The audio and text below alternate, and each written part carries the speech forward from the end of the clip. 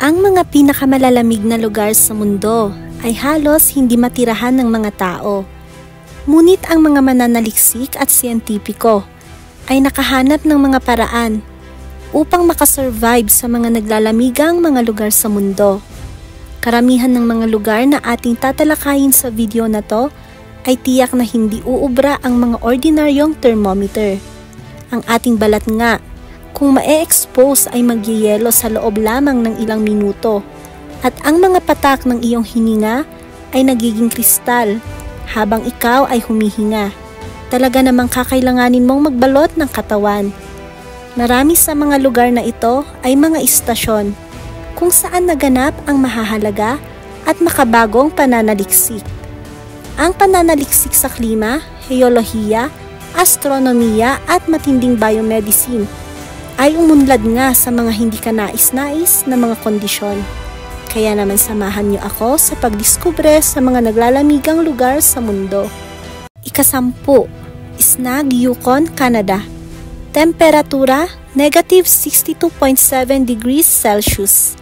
Nangyari noong Pebrero 1947. Makikita sa isang bowl-shaped na valley sa Yukon, Canada. Ang Snag ay isa na ngayong abandonadong nayon o village, kung saan naitala ang pinakamababang temperatura sa kasaysayan sa isang hindi pangkaraniwang taglamig noong 1940s. Ang matinding lamig ay nagdulot sa mga lokal upang iulat na ang kanilang hininga ay nagyeyelo na sa hangin habang sila ay humihinga at nahuhulog sa lupa bilang puting alikabok. Higit pang nakakagulat, natuklasan nila ang mga tunog ay umaabot ng mas malayo sa malamig at siksik na hangin, kung saan ang mga boses ay naririnig ng ilang milya mula sa pinagmulan ng mga ito. Ika-9, North Ice, Greenland. Temperatura, negative 66.1 degrees Celsius. Nangyari noong January 1954. Itinatag ng British North Greenland Expedition noong 1952. Ang istasyon ng pananaliksik na ito ay orihinal na naabot gamit ang mga sled ng aso bago ang mga eroplano ng militar ay naghatid ng mga supply at kagamitan para gamitin ng isang grupo ng mga mananaliksik at siyentipiko. Ang temperatura na naitala noong 1954 ay, sa panahong yon, ang pinakamalamig na naitala kailanman sa Northern Hemisphere. Ang ekspedisyon ay nagsagawa ng malawak na pananaliksik na kinabibilangan ng heolohiya, seismolohiya, pisyolohiya at glasyolohiya. Ika-8, Oymyakon, Russia. Temperatura, negative 67.8 degrees Celsius noong Pebrero 1933. Kadalasang tinutukoy ito bilang pinakamalamig na permanenteng tinitirahan na pamayanan sa mundo. Tahanan ito ng hindi tataas sa 1,000 katao at matatagpuan sa pagitan ng dalawang lambak o valley na nagtatrap ng malamig na hangin sa pagitan nito, dahilan upang mas lalong mag-intensify ang mga kondisyon sa lugar. Ang lugar nga ay nasa frozen o pagyeyelo na sitwasyon sa buong taglamig at ayon sa mga lokal na paaralan, nagsasara lamang ang mga ito kapag ang temperatura ay bumaba sa ilalim ng negative 55 degrees Celsius. Ika-7 sa ating listahan ay ang Klink Research Station sa Greenland. Temperatura, negative 69.4 degrees Celsius noong December 1991. Ang Greenland, pinakamalaking isla sa mundo, ay kaunti lamang ang populasyon dahil sa isang napakalaking yelo na bumabalot sa malaking bahagi ng lupa nito. Ang pagtatayo ng mga weather station sa ganitong hindi ka nais-nais na klima ay nangangailangan ng mga magigiting na siyentipiko upang maglakbay sa lupain gamit ang mga snowmobile na may daladalang kagamitan. Sulit naman dahil bukod sa tinatawag na vital climate science, naitala ng mga istasyong ito ang ilan sa mga pinakamatinding kondisyon sa hilagang hemisphere. Ang Klink Research Station ay matatagpuan malapit sa pinakamataas na point ng yelo na naka-expose sa pinakamasamang kondisyon ng tuyong malamig na continental climate. Ika-6, Verkhoyansk, Russia. Negative 69.8 degrees Celsius noong February 1892. Tahanan ng humigit kumulang 1,000 katao, ang bayan ng Russia na ito ay nasa loob ng Arctic Circle at isa sa mga lugar na itinuturing na Northern Pole of Cold, kung saan naitala ang pinakamababang temperatura sa hilagang hemisphere. Ang natatanging klima nito ay nilikha ng isang lugar ng cold dense air na tinatawag na Siberian High.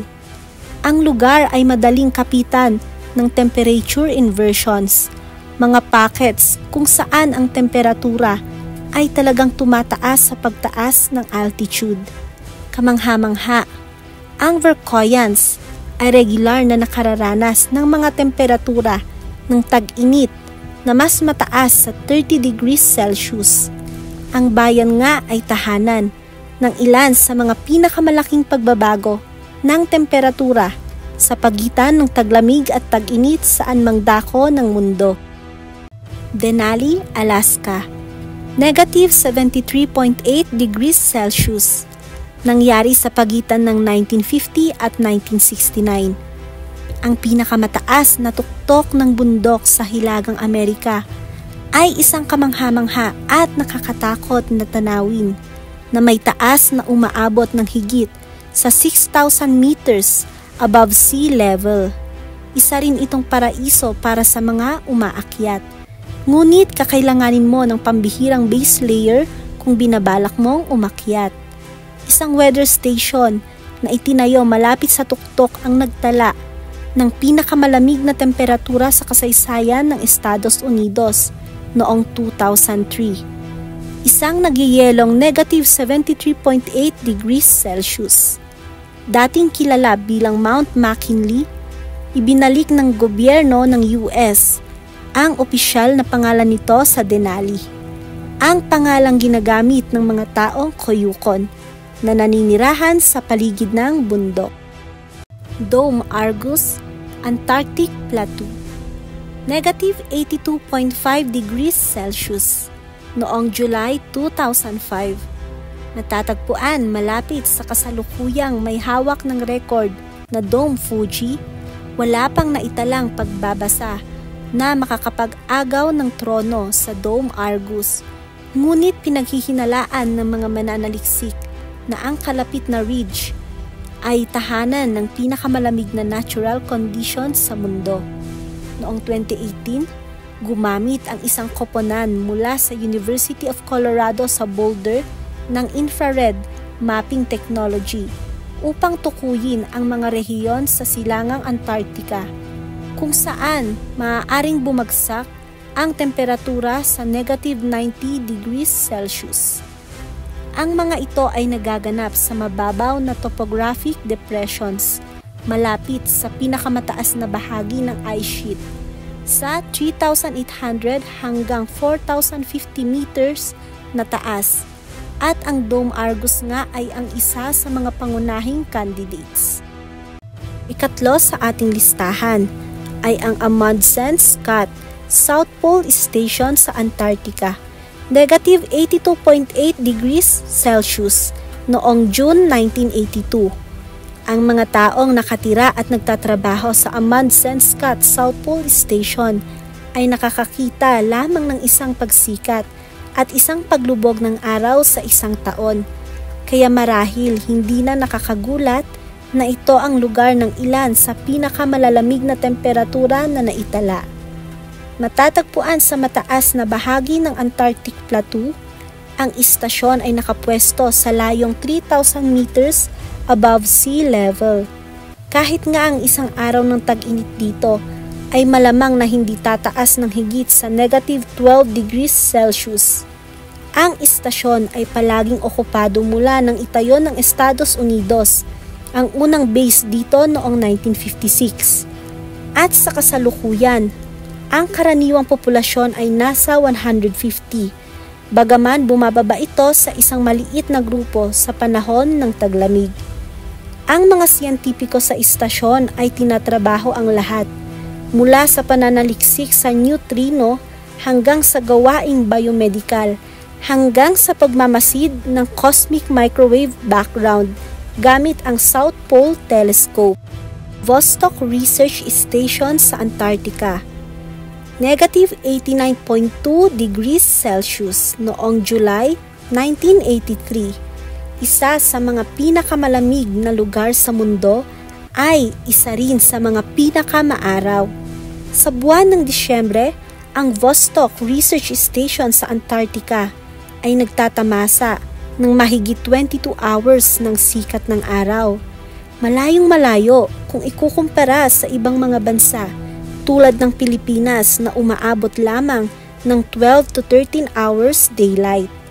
Sa kabaligtaran, sa polar night, walang sikat ng araw ang makikita kundi dilim lamang at ang Vostok ay nagtatala ng pinakamababang mean annual temperature ng anumang weather station sa planeta.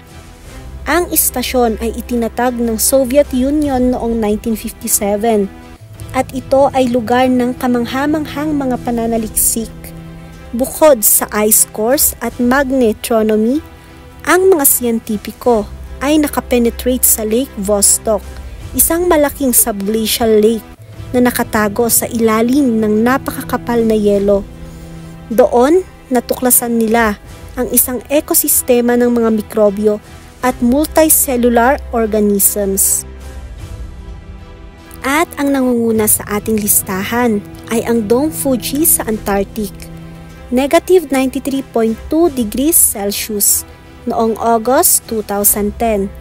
Noong 2010, itinutok ng satellite na Landsat 8 ang mga instrumento nito sa isang mataas na ridge o gulod sa East Antarctic Ice Sheet at kinumpirma ang inaasahan ng mga siyentipiko tungkol sa lokal na klima.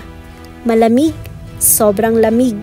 Sa pag-record ng temperatura na negative 92.3 degrees Celsius, idineklara ang tuyong malamig na disyerto na ito bilang pinakamalamig na lugar sa mundo.